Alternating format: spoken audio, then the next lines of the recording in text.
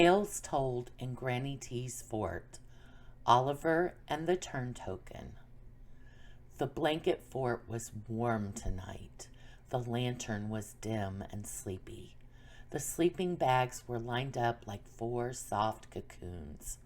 Oliver crawled in last, like always. He fixed the blanket wall where it sagged. He handed Jessie a pillow that had slipped away. He made sure Roland's stuffed animal was tucked close. Then he sat down and exhaled. Peyton squinted at him. "You look mad," she whispered. Oliver blinked fast. "I'm not mad," he said too quickly. But his voice was too tight. Jessie sat up. "You are mad."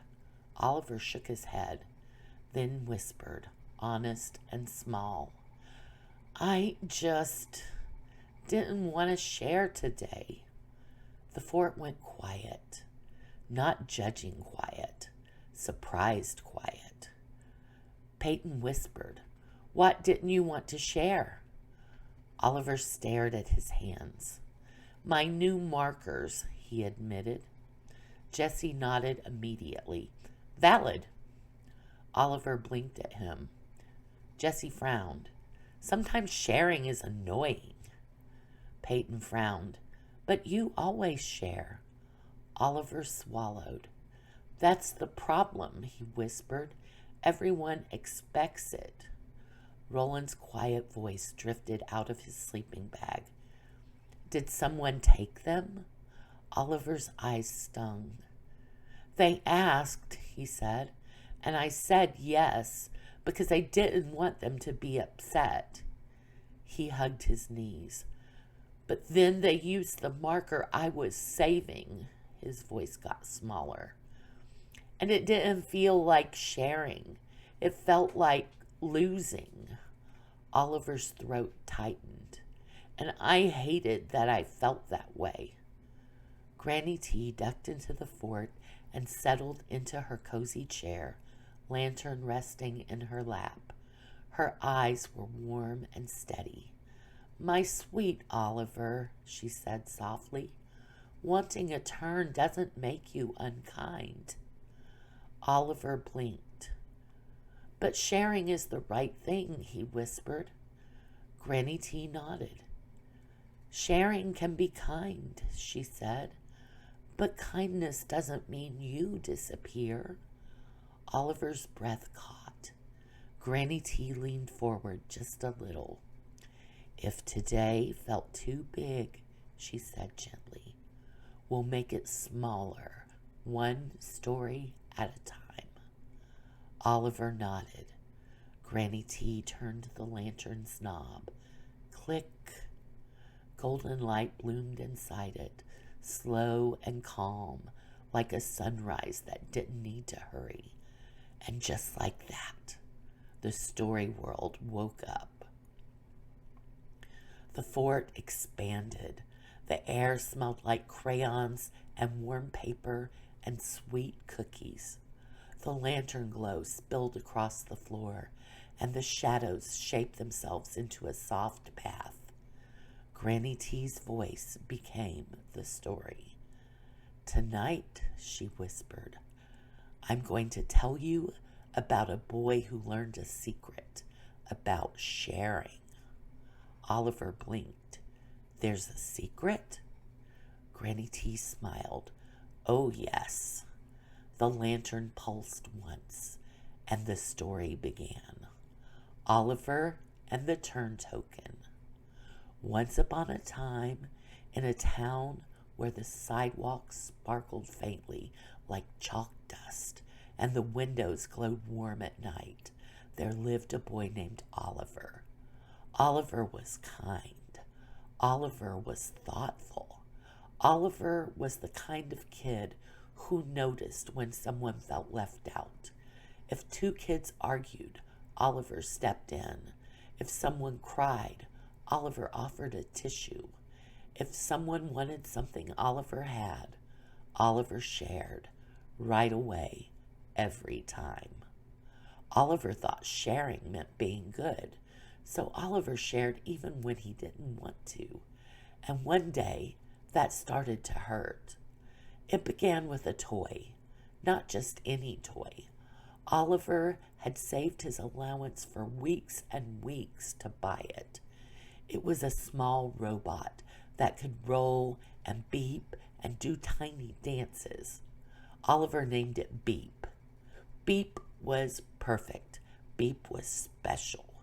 Beep was Oliver's. Oliver carried Beep carefully, like it was made out of glass. He brought it outside to play. The sun was warm. The sidewalk was bright.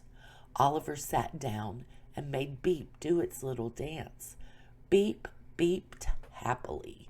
Oliver smiled. Then footsteps came running. A group of kids stopped in front of him. "Ooh," one kid said. "Cool robot." Another kid leaned closer. "Can I try?" Oliver's stomach tightened. He wanted to say yes. He wanted to be kind, but he also wanted to keep Beep safe. He wanted to play with Beep first. He wanted his special thing to stay special. Oliver hesitated. The kids stared. Oliver's heart thumped. His brain whispered, "If you say no, they'll be mad. If you say no, they won't like you. If you say no, you're selfish." So Oliver smiled and handed Beep over. "Sure," he said. The kid grabbed Beep, not gently, not carefully, just grabbed. Beep beeped once, like it was surprised. The kid made Beep crash into the curb. Beep bumped hard. Oliver's stomach dropped. "Be careful," Oliver whispered. The kid laughed. "It's fine," they said. Then another kid said, "My turn," and another, and another. Beep bounced from hands to hands. Oliver watched helplessly. His chest felt tight. His smile felt glued on. He didn't want to cry, but he wanted his robot back. Finally, Beep fell. It hit the sidewalk with a sharp little clack. The kids froze. Beep's wheel was crooked. Oliver's breath caught. The kid who dropped it shrugged. "Oops," they said. "It's just a toy." Oliver's eyes stung. Just a toy. But it wasn't just a toy to Oliver. It was his time, his savings, his excitement, his special thing. Oliver reached for Beep. His hands shook. He didn't yell. He didn't scream. He just felt something heavy inside him. "I hate sharing." The thought shocked him. Oliver was the sharer, the peacemaker, the yes kid. He wasn't supposed to hate sharing. Oliver hugged Beep close to his chest and walked home slowly. His throat felt tight. His cheeks were hot. He felt guilty for feeling angry. He felt guilty for wanting things. He felt guilty for not being happy. That night, Oliver sat on his bed with Beep beside him. Beep didn't dance anymore. It just leaned like it was tired. Oliver whispered, "I'm sorry." A soft voice answered from the shadows. "You don't have to apologize for having boundaries." Oliver froze. He looked around. At the foot of his bed stood a tiny figure, wearing a vest with pockets and a little hat shaped like a clock. It held a small velvet pouch. "I'm the turnkeeper," the figure said. Oliver blinked. "The turnkeeper?" The turnkeeper nodded solemnly. "I heard your sharing hurt today," it said. Oliver swallowed. "I'm not supposed to hate sharing," he whispered. The turnkeeper's eyes softened. "Oh," it said gently, "you don't hate sharing." Oliver blinked. "You hate disappearing." the turnkeeper corrected. Oliver's breath caught. The turnkeeper walked closer and opened the velvet pouch. Inside were little golden coins, not money, something different. Each coin had words stamped on it. Turn token. The turnkeeper placed one in Oliver's palm. It was warm, heavy in a comforting way. This, the turnkeeper said, is your turn. Oliver stared at it. The innkeeper nodded. When you have a turn token, it explained, you are allowed to have time with your own things. Oliver's throat tightened. But what if someone asks? He whispered. The turnkeeper smiled. Then you can share. Later, it said. Oliver blinked. Later? The turnkeeper nodded. Sharing is not a law, it said gently. It's a choice. Oliver stared at the token. The turnkeeper held up one finger. Here are the 3 turnkeeper's sentences, it said. It spoke slowly, like giving Oliver spells. Turnkeeper sentence number 1. I'm still using it. Oliver whispered it back. I'm still using it. The turnkeeper nodded. Turnkeeper sentence number 2. You can have a turn next. Oliver whispered again. You can have a turn next. The turnkeeper smiled. Turnkeeper sentence number 3. You can choose something else while you wait. Oliver blinked. That sentence felt kind. Not mean, not sharp, just fair. Oliver repeated it softly. You can choose something else while you wait. The turnkeeper nodded proudly. That's it, it said. That's sharing with boundaries. Oliver's eyes stung. But what if they get mad? He whispered. The turnkeeper's voice stayed calm. People can feel disappointed, it said gently, and you can still be kind. Oliver swallowed. So I don't have to fix their feelings? The turnkeeper smiled warmly. No, it said. You just have to be honest and kind. Oliver looked down at the turn token. It felt like permission, like safety, like he didn't have to vanish to be good. The next day, Oliver brought Beep outside again. He held it carefully. Beep's wheel was still crooked, but Oliver had fixed it as best he could. Beep did a tiny dance. Oliver smiled.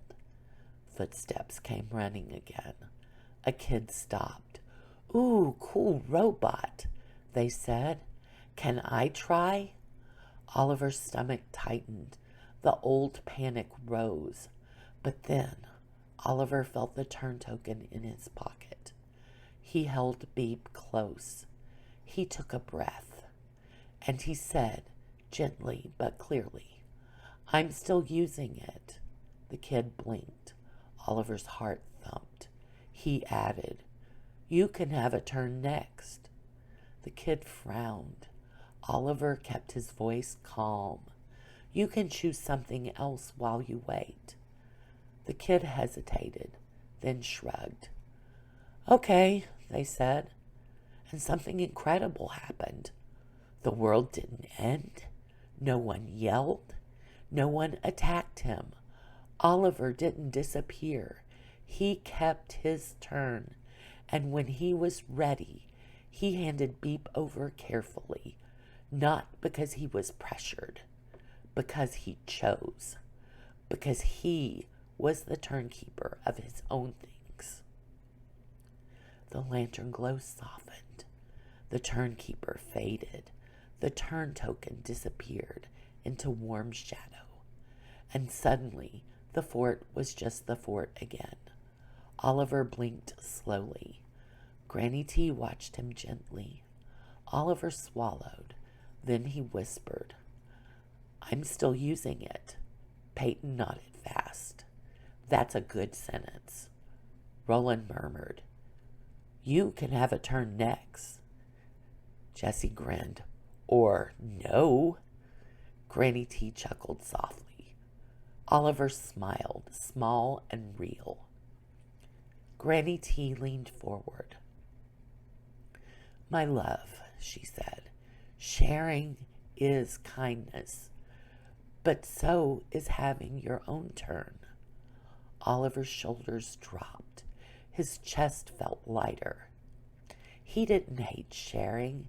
He just needed permission to be real, and now he had it. The fort grew quiet again. The lantern dimmed, low and warm. Granny T's voice wrapped around them like a blanket. Close your eyes, my loves. You're safe. You're loved. You're home.